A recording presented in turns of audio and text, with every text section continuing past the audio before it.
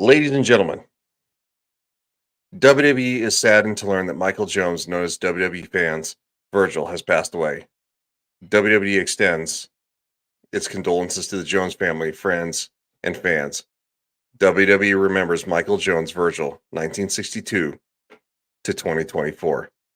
With that being said, I hope you guys enjoy this show.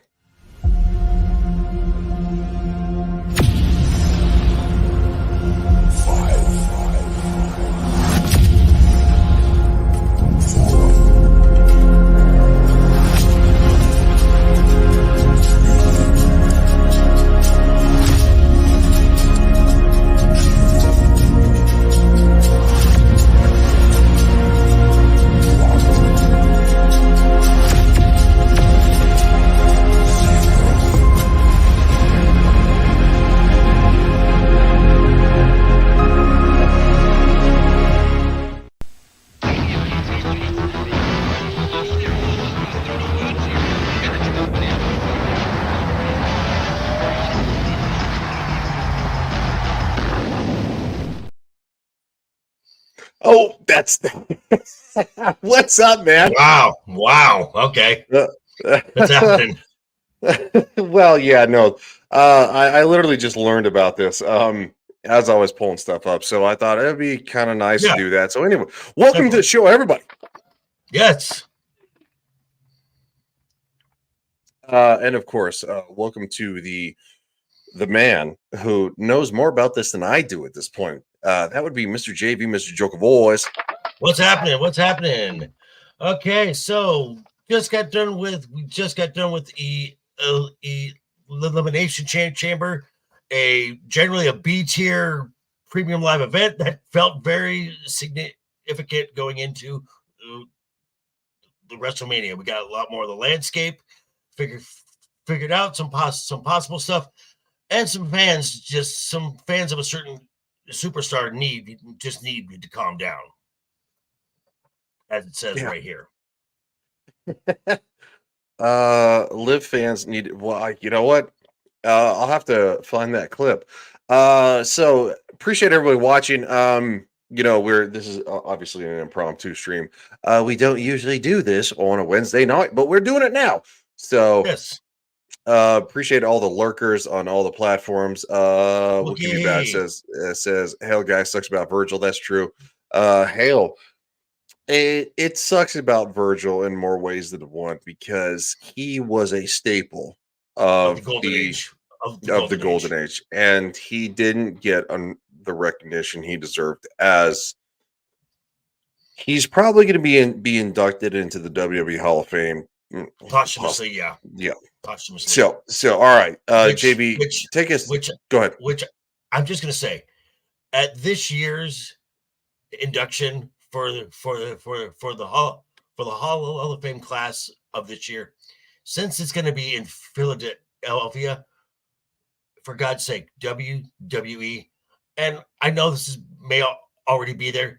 You have to induct Paul Heyman this year in Philadelphia. Yeah, you really should. That man has done more for pro wrestling than pretty much he's been there before Vince McMahon was Vince McMahon. He's been there forever. And he's all what's up? Hold on real quick. And he is one of the best promoters ever. Yes. He makes you hate a guy so much that you want to throw your shoe at him. But Tits and Ray Gun says, was there a character called Gorilla Grip PP in WWE? No, there was Gorilla Monsoon. There's Gorilla Monsoon. There's also wrestling jargon when you're in the gorilla position, which means that you're literally getting ready to go out. But I don't know about the gorilla grip. Grip the pee-pee. Gorilla grip the pee-pee. Okay, so we're going to start off with my first overall thoughts of the event in general. And I took notes. I think because I watched the event live on Saturday. Yes, I was up at 2 a.m. watching this in my bar, and it was one of my bar's best Friday night Saturday mornings in a while, so that tells you something. The event itself was very predictable. Pretty much every match that I had done a prediction video the about a week before had come out right. But predictable is not always a bad thing. As I said right at the top, the production value of this was off the chart. This is a B-list live event, and it felt like an A-list live event. In no small part to the crazy Australian WWE fans. Just under 53,000 people were in that stadium. And also, I thought that this was the third premium live event in a row where the women in the multi-superstar matchup gave a better performance than the men did. Again, that's just me. What were your thoughts overall on the event? You know what? It was okay. It wasn't underwhelming. It was kind of standard, right? So Right. I figured that Drew McIntyre would win.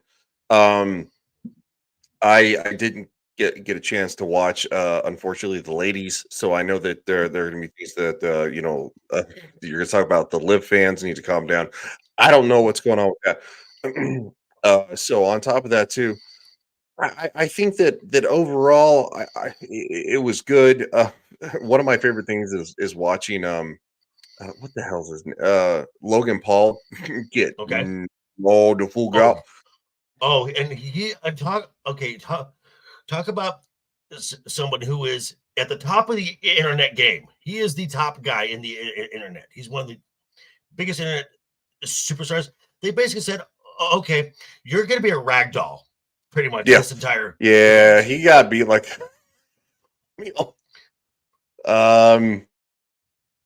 so hold on. I actually did find a clip from this is actually I didn't watch the girls. So so hold on real quick. I want to verify. So Liv actually jumps off the top of the cell, right? Or is this a previous one? That was a previous one. Oh, I hate when they do that crap. God bless it. I should have watched the women. So there was a pre-show match, which was the Kabuki Warriors, who are the women's tag team champions. That's Asuka and Kairi Sane, defending against Indy Hartwell and Candice LeRae. Personally, I'm like, why is this match here? This is a Monday Night Raw match. This is a Friday Night Smackdown match. This match could have been done anywhere, but this was done. So Indy Hartwell, who is Australian, gets to perform in her home country, and they made it a point to really highlight the Australians in WWE. The only one who was not there was Bronson Reed, because his wife literally gave birth to their first child like a day before the event, so he stayed back for the birth of his child. So this is from Monday night, right? Correct. That's okay. I wouldn't try to play it just yet. Okay, so all right. Then when Indy got introduced, and then during the match there was a hot tag to Indy, big pop, great. That's great enough for her, but as far as the match goes, it was unnecessary. So the first match we had was the women's elimination chamber match, and it was between Naomi, Bianca Belair, Liv Morgan, Becky Lynch, Raquel Rodriguez, and Tiffany Stratton. So the winner was Becky Lynch, as we see right here. As we can see, yeah. I understand the decision. To go with Becky Lynch. I agree with the decision to go Becky Lynch. I still don't like the idea to go with Becky Lynch. I would agree. Because if story matters, and this is where the Liv fans have a lot of clout here. Liv has a very good story when it comes to Rhea Ripley. They were a tag team. Rhea turned her back on her. Rhea then was off to doing her. Rhea then betrayed her even more by joining the Judgment Day. Rhea in Liv's first tag team title run with Raquel, it injured Liv and put her out for 3 months. Liv comes back. Rhea puts her kayfabe on the shelf for another 6 months. So that's 9 months that Liv was taken out by Rhea Ripley. The story is there.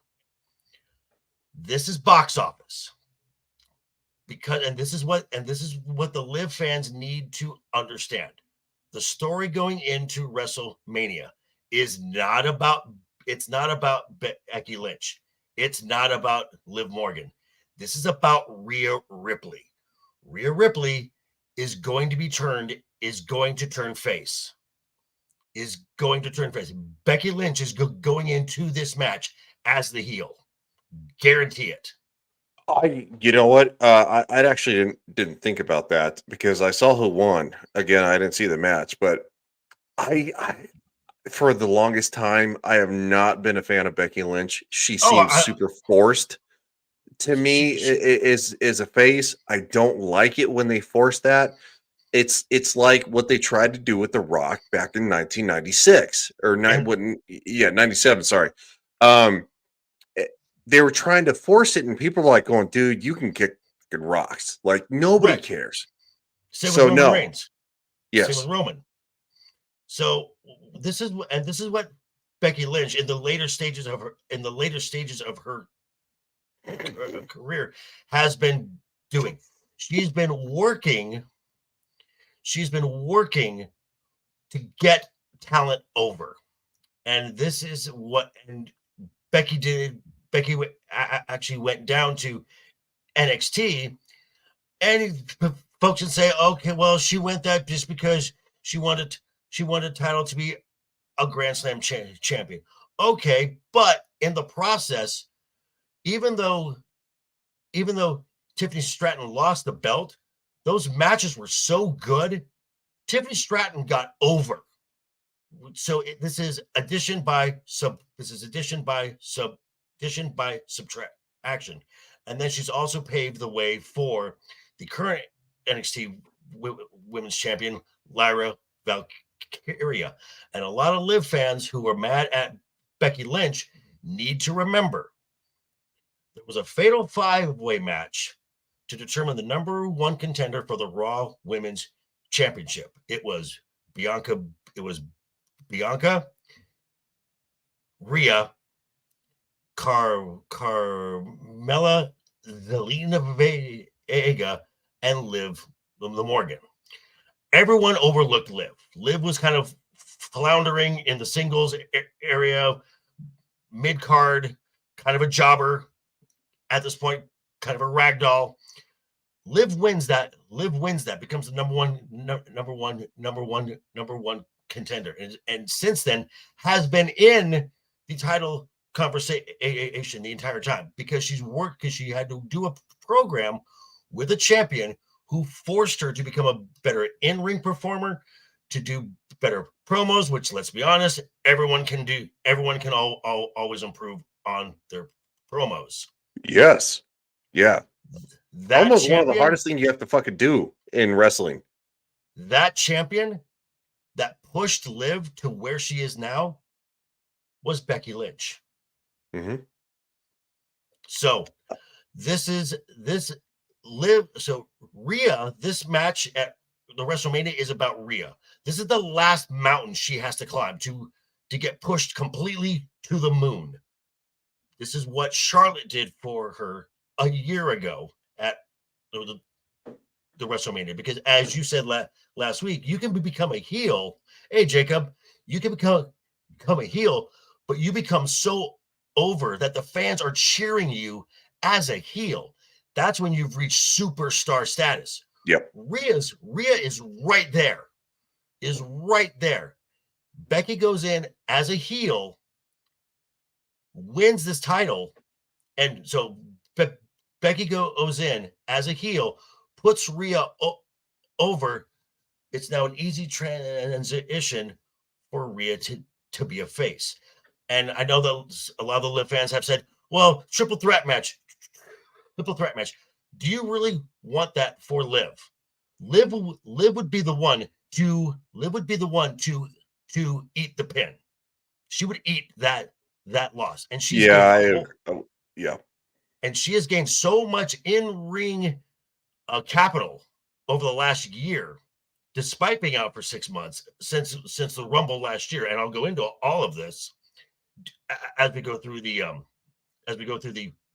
women's match. But I wanted to set the record straight for Liv fans, of which I am one. I am a Liv fan. And so you Liv stands need to stop thinking with your dick. And you Lady Liv fans need to stop worrying about, oh, she's so beautiful, I want to be like Liv. Stop it. Because when Rhea turns face, Liv will turn heel. And this will be the best. And this will be the best thing for her to do, to turn heel. Yeah, you need to be 3-dimensional. When you're 2-dimensional, and this has actually come out recently, that actually after The Rock beat John Cena, it was meant for him to turn heel. We just literally, I read this just within the last 48 hours, and Vince decided not to. That was a fucking mistake. I always wanted to see John Cena turn heel. He came so close so many times. But anyway, Matt says, under Vince, generally speaking, WrestleMania was almost always about the face winning the feud. To Sometimes. a certain post Vince, we have to see if they swerve on that.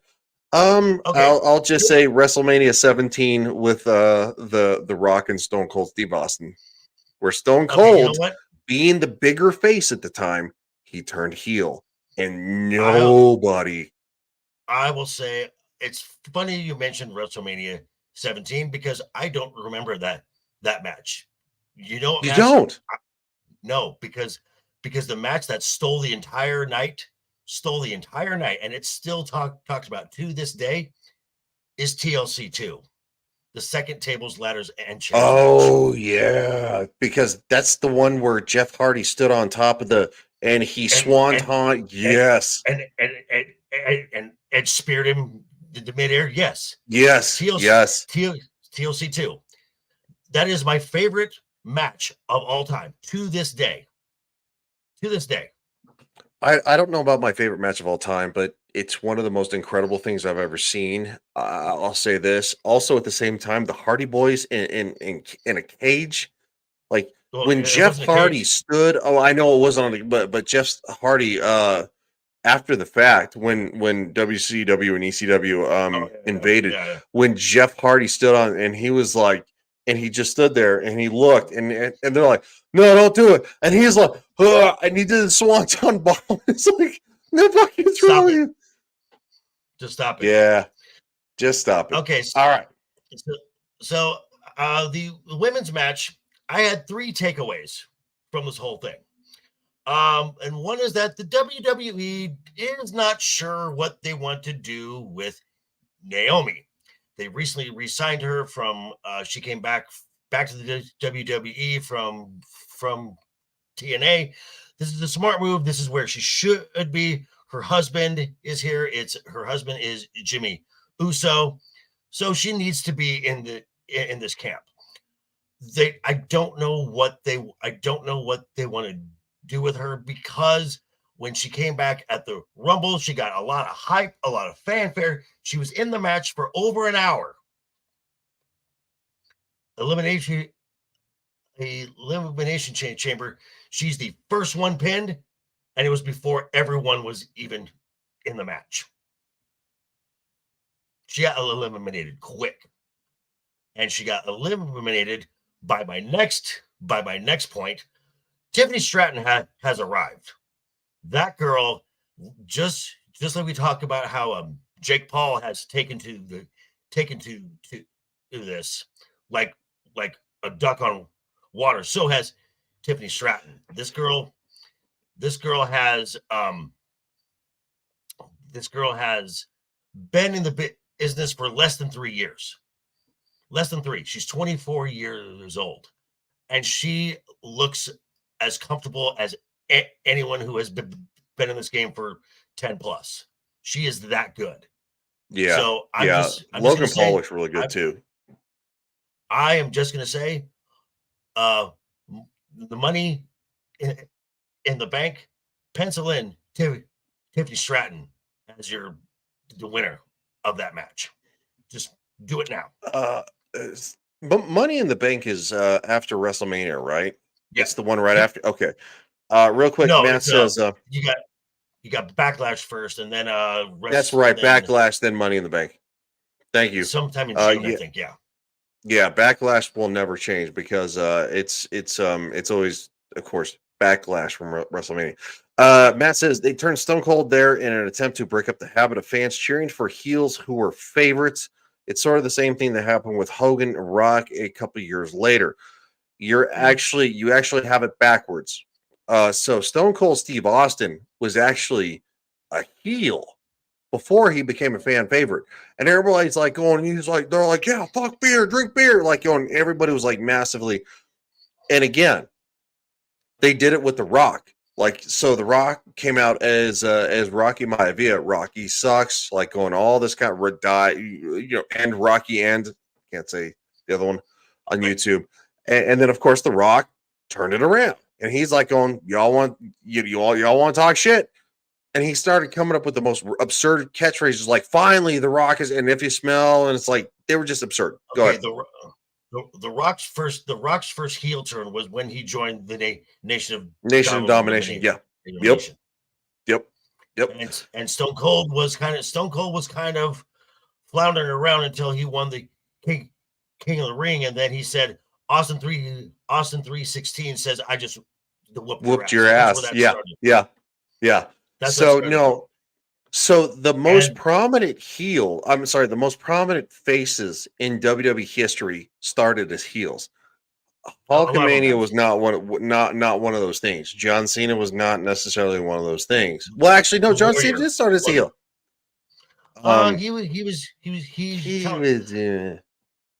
He challenged Kurt Angle and said, so because Angle at the time was kind of a heel, and he said, "Who are you? I'm John Cena, and what do you have that you belong in this ring? Ruthless aggression." This aggression. Yeah, I remember that one, dude. Yeah. And he smacked the shit out of him. And so my last takeaway from this is, for again, you Liv fans, take solace in this.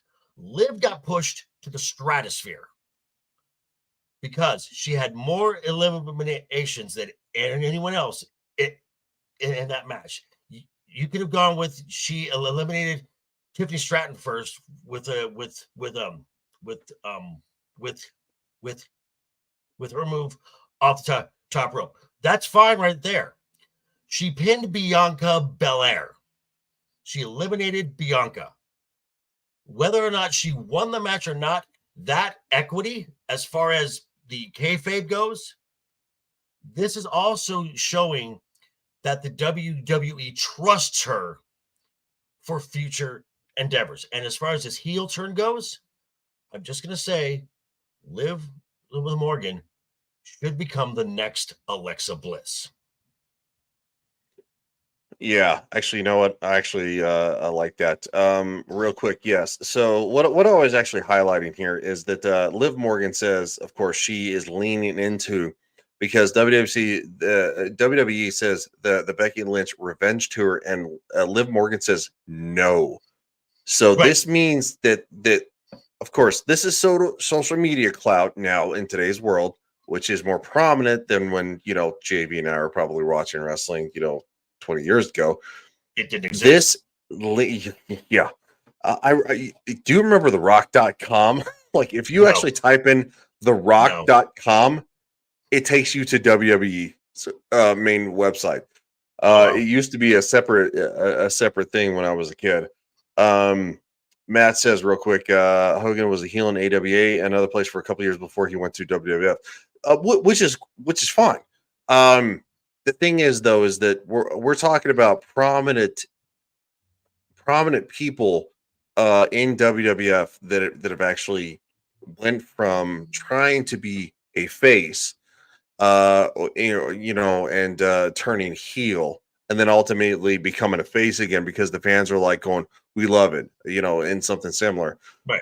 So, like, it just to this day, like, The Rock is literally a heel. He turned heel for all of this because they had to He wasn't supposed to. They had to recalibrate they had to recalibrate, they had to re-strategize. And then The Rock he went is out there. shot. Yeah, The Rock is out there talking crap, and there are people who are cheering because, again, they're like JV and I. They've watched wrestling for a long fucking time. They're like going, "Yeah, we suck, we love it." Like going, "Yeah, it's one of those things." So, go ahead, dude. So my final takeaways on the women's matches, on the women's match. The best performances were the Bianca, because she's always good. Liv Morgan, Tiffany Stratton does a swanton off the pod, clears out the entire field. Just, she is. I'm sold on this girl. Raquel Rodriguez, I don't know why she was there. I've never liked her. I think, hey, Anna, less than 3U. Yes. Okay. So, Anna says, "Hell, JV Ryan and Matt, less than 3. It's never gonna." And the Becky Lynch was not. This was not her best performance. She made her impact when she had to, but again, this is not about Becky Lynch. This is about Rhea Ripley. We then had our next match was the men's tag team match, which again could have been done on a Monday or a Friday night. That being said, this match was better than it had any right to be. This could have been like a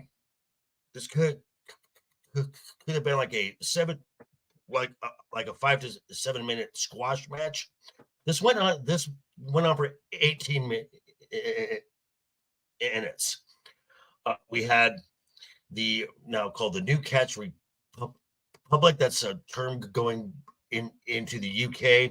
So it's Tyler Bate and Pete Dunne versus the Judgment Day. Now, I think this match went longer than it was maybe originally supposed to be, because there was supposed to be a singles match in here, and that was supposed to be Brock Lesnar versus Dominic. Oh, but Brock Lesnar is no longer around, so we know. So that match obviously got scrubbed. And then we come. So again, this was the men's tag team match. Not a lot of story behind it. So it was just kind of like, okay, why is this match on a premium live event when it could have been done for a SmackDown or a Raw?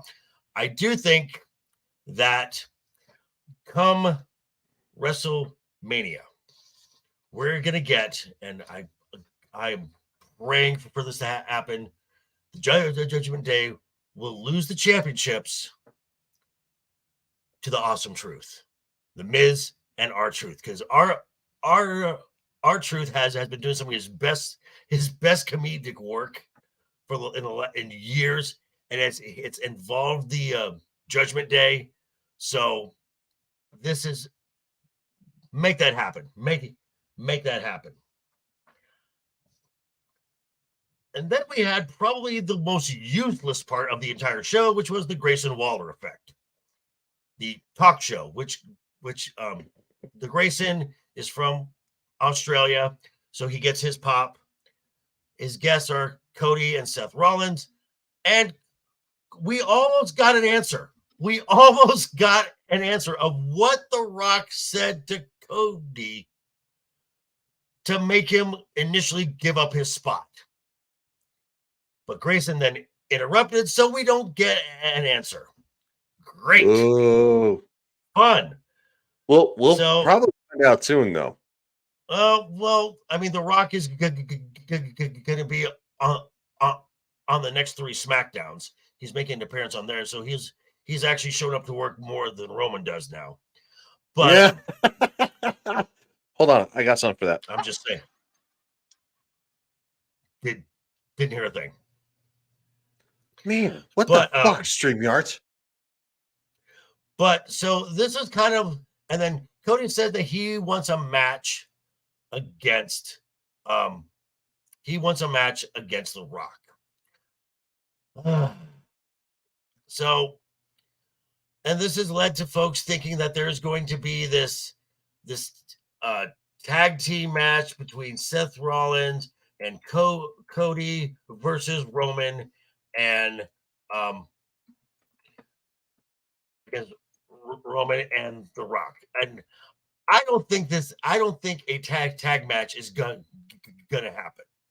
And my reasoning is, for that to happen, you're gonna have to have 3 people working double duty because WrestleMania is a 2-night event now. So yes, it is. So for one, Roman is not going to work both nights. No, he hasn't worked. He hasn't worked 2 nights in a month in the last year. I mean, also on top of that too, obviously, JV, and you and I both understand, and many wrestling fans understand that Roman has health issues, actual health issues that he's been fighting through. Yeah, so he's not going to overextend himself. Probably at the advice of WWE doctors. So, but I would agree. No, right. And Seth and Seth Rollins is rehabbing a knee that he needs to get surgery on. So he's I didn't know that. Yeah. So he is not gonna work double duty. The Rock. No. The Rock, please stop it.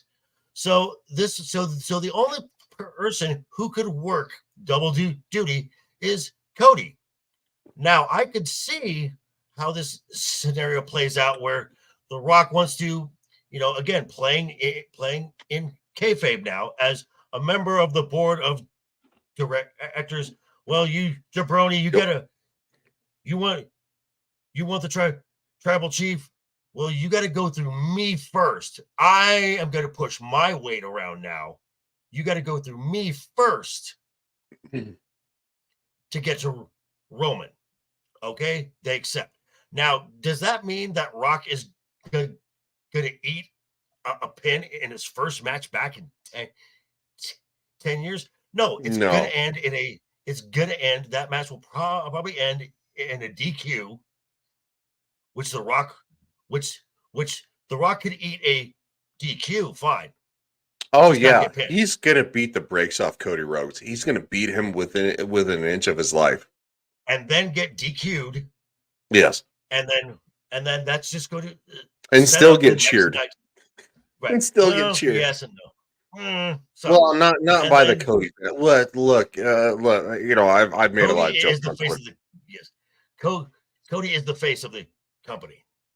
Is the absolute face of the company right now. Yes and no. Yes, he is. He is absolutely. The only reason I say yes and no is that because, yes, he is the biggest face, without question. And he sells more than anybody. However, Roman is the biggest heel of the company, and everybody wants to see him go down. So the only reason I'm saying this, and this is not a dig at Cody Rhodes. I don't think he's a bad superstar. they're building him up the mountain though. That's what they're doing. He's going from face to super face real quick, and this is how they're doing that. This is how they're building Right. that. Well, 2 years. This has been a 2-year build. Yes, it has. Yes, it has. Which And is, of course, which is, he which is, has to lose to get which people behind him. And look, I actually think he's very entertaining. So, but anyway, we digress. Do you want to kind so of continue on? This just summed up with with um Austin Theory doing a rock catchphrase, and then they beat him up and blah blah blah. Yeah. Now we go to the match that you watched, and I also watched as well, the men's elimination chamber match. My big 3 takeaways. The Oscar goes to Randy Orton. He sold a back injury for that entire match and sold it. I know. I saw that. Sorry, I don't mean to laugh. This fucking But guy. no, but no. I mean, he hit a draped DDT onto the walkway and grab up his back, and folks are like, oh no, he's hurt. If you watch the last few sequences, he didn't hurt his back, but he sold it the entire He match. really did. Randy Orton sold it so much better than probably anybody in this match. And yes, revenge. Rest in peace, Virgil. Yes. And also, we're not done with Kevin Owens and Logan Paul. Those two are great together. Absolutely great. Because you got the cocky young kid, you got the cagey veteran who's going into this unhinged heel phase, not heel face phase. When they open Logan's pod, and Kevin's trying to and Logan's trying to keep it closed, Kevin's opening up, and then they have a fight in a phone booth, and Kevin is just beating the ever living snot out of him. Was great. And the final thing, the in-ring camera work, which they had to do a lot of because there was some stuff that's like, wait, what? The camera work that they had to do was excellent on this. And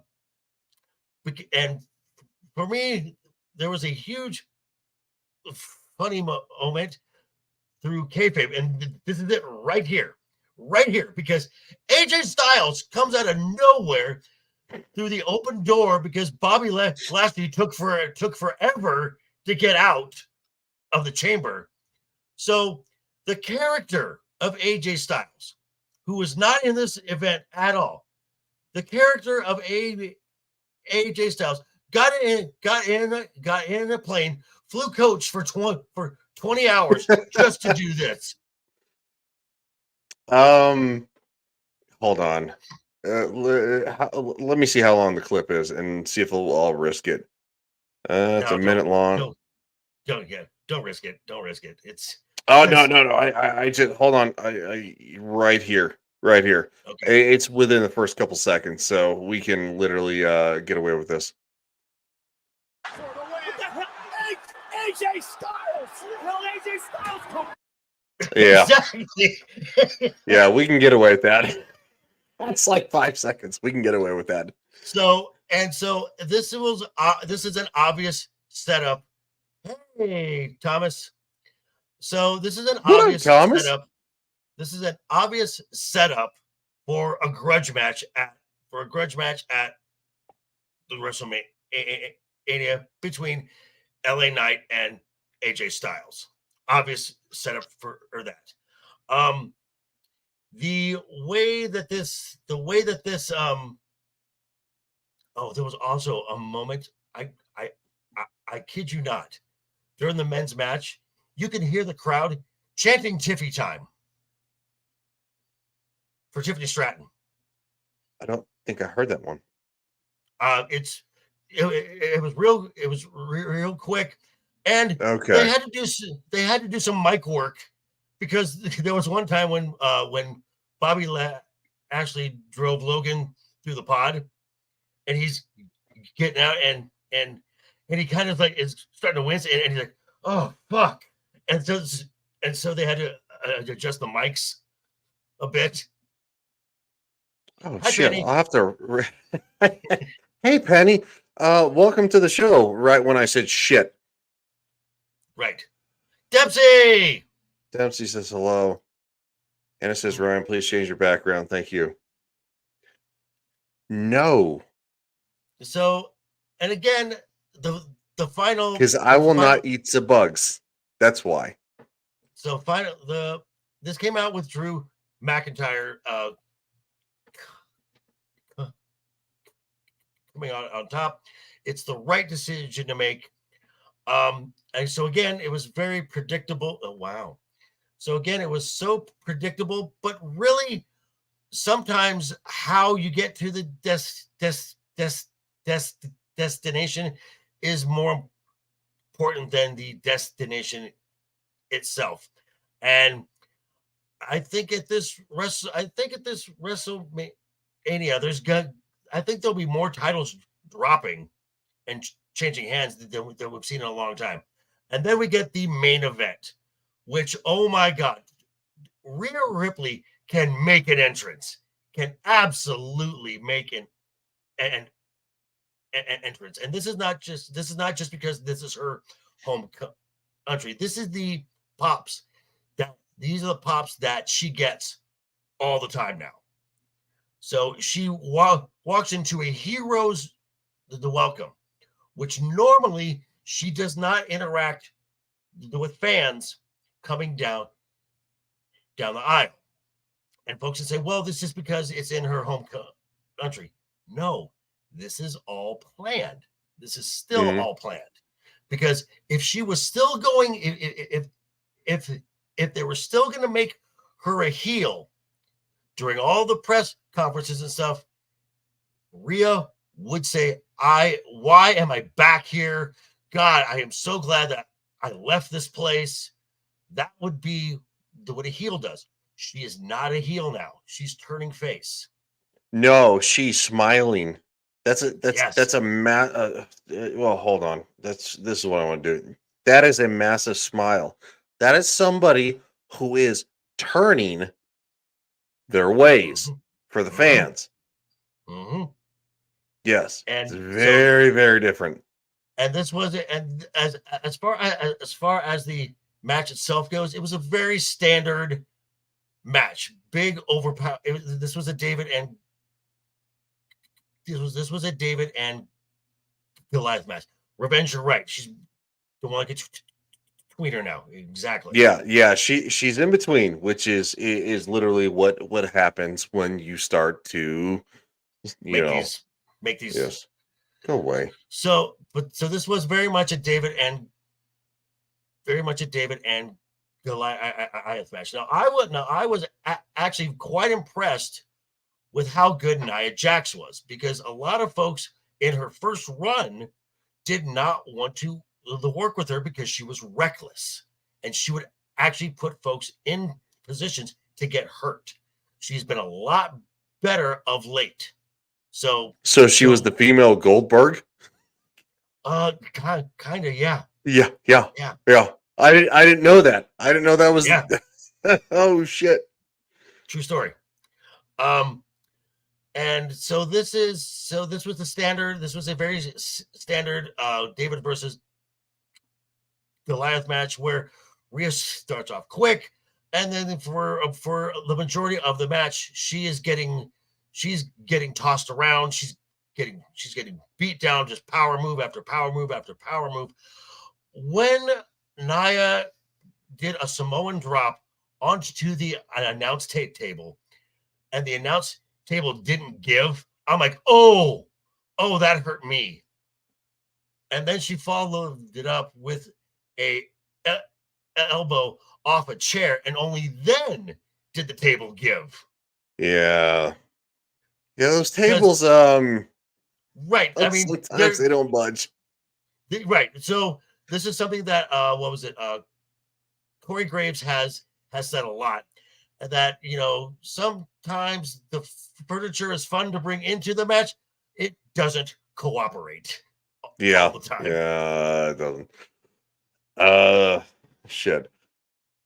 Real quick, Matt says Nia has always been great for posting for others. But she hadn't learned to not hurt others. Yeah, we shall see if she improves. Yeah, no. Okay, so you have to learn to work, because if you don't know how to work, and this was the problem with Goldberg in WCW. He was such a powerhouse that they were like going, "Well, I mean, well, he's so awesome. Like, let's skyrocket him." Well, when WWE picked up that, they're like, "No, dude, you need to learn how to wrestle, because we're not going to let you wrestle our people and literally hurt and paralyze them." Yeah, manhandle people, and this also happened during a match where a new big monster, when he was brand new, Braun Strowman, was in like a, I believe he was in a battle royal match or something. Hey, JT, and what up, buddy? He was in there with Brock Lesnar, and Braun was moving too fast, and he was starting to get a little reckless. So Braun had him in a headlock, and gave him two quick receipts, bang bang, and said in his ear, "Slow the fuck down." Yeah, So, that's actually a thing in wrestling. So I actually trained. Get receipts? Yeah. So you. So I actually trained with Steve Kern and Norman Smiley, and we actually had Ricardo Rodriguez, who was the manager for what's his name? Shit, what is his name? Anyway, he was the in-ring announcer. He was somebody who was again, he was a wrestler. All the referees have to train. They have to know how to do the thing. So Ricardo Rodriguez, I fucked up, and I was going for a clothesline. I missed. I hit him in the face with my arm, and he's like, "You get one." He's like, "You only get one." He's like, "You do it again." He's like, "I'm gonna hit you back." Guess what? I didn't fuck up the second time. You know why? Because Receipts. it's receipts. They will tune you up. It's not to be mean. It's not. No. It's because you have to be safe. If you are not safe, it's to protect people. Yes. Yes. Yes. I actually, God, this is over 10 years ago. I met Diamond Dallas Page. It was just, I was out in Pasadena, and I was doing a sales gig, and he rolls up, and we start talking, and we talked for about half an hour. He was early for an appointment, and I asked the obvious question: who was the best to work with in ring, and who was the worst? And he said the best by far, the Big Show, Undertaker. They never put you in a position where you're going to get hurt. If you got hurt, it's your fault. The one he hated working in ring with, RVD. Oh, I believe that one. Yeah. Yeah. Yeah. RVD, you can see, is has a sloppy work ethic. Well, now I didn't know at the time. All right, so Revenge, yes. Revenge, you're right. All right, so let's kind of like wrap this up. Well, close. Let's finalize this. How do you think this is going to end? Okay, so this here, challenge to a singles match. I think this will close out night one. This will close out night one. Cody works double duty, which just sets up more adversity, which is sets up more adversity, and just makes finishing the story that much greater. That's how I think that works. Now, as far as we know the championship landscape of WrestleMania now. It is Becky versus Rhea. Yes. Rhea retains. We have Drew McIntyre versus Seth. Seth drops the title and goes and gets his knee operated on. We have Cody versus Roman. Roman loses. And because I don't know about that one. That's okay. If Roman loses, if Roman wins, he's not dropping the belt until Survivor's Series.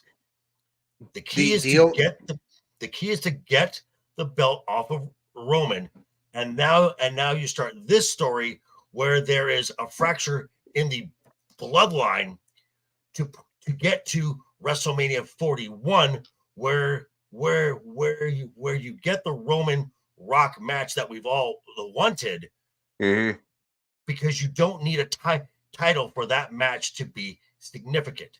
And we're already starting to see, folks, there's works coming in to create this fracture in the bloodline and create two factions within the bloodline. Because guess who the WWE just signed? Oh, I saw it. Haku's son. Yes. What, Tanaka? Tama. Yeah. I think it's Yeah. So Tama Tanaka. That's what it is. Yes. Something like that. Yes. So Cody wins at the WrestleMania, and then that sets up the feud of the bloodline. That's what you want, because now you have an entire year instead of under the old regime. There you go. Tama Tonga. Thank you so much, Revenge. So instead of the old regime, which told stories in a microwave, Triple H and his team, they give you the ingredients, they put it in the crock pot, and they turn it on low and let it cook. Long-term storytelling. This is what you're going to get. And on top of that too, go ahead, dude. The only other championship title that we've got confirmed is Bayley versus Io Sky. I believe Io Sky will lose that title. Give Bayley flowers. Give her flowers. Just going to end on this one because, again, we are speculating as best we can as wrestling fans. Of course, JV, again, follows modern WWE closer than I do. However, now that Triple H has a lot more of his finger on the pulse, and I actually think that The Rock is actually kind of backing him up on this one. I think wrestling is going to become so much better. With that being said, let me do one thing really quick. Do one thing really quick. For those of you who have this idea that Triple H is going to lace up his boots and come back in the ring, that's never happening. His wrestling days are done for one reason. Triple H has a heart. He has a heart condition. He has a pacemaker on his heart right now. So even if it was this is where Triple H is now at his best. He is storytelling. This guy has been in this business. And look at what he did for this little throwaway project that Vince gave him called NXT and turned it into a viable brand now. Well, somebody who was kind of there for the founding of it. Yeah.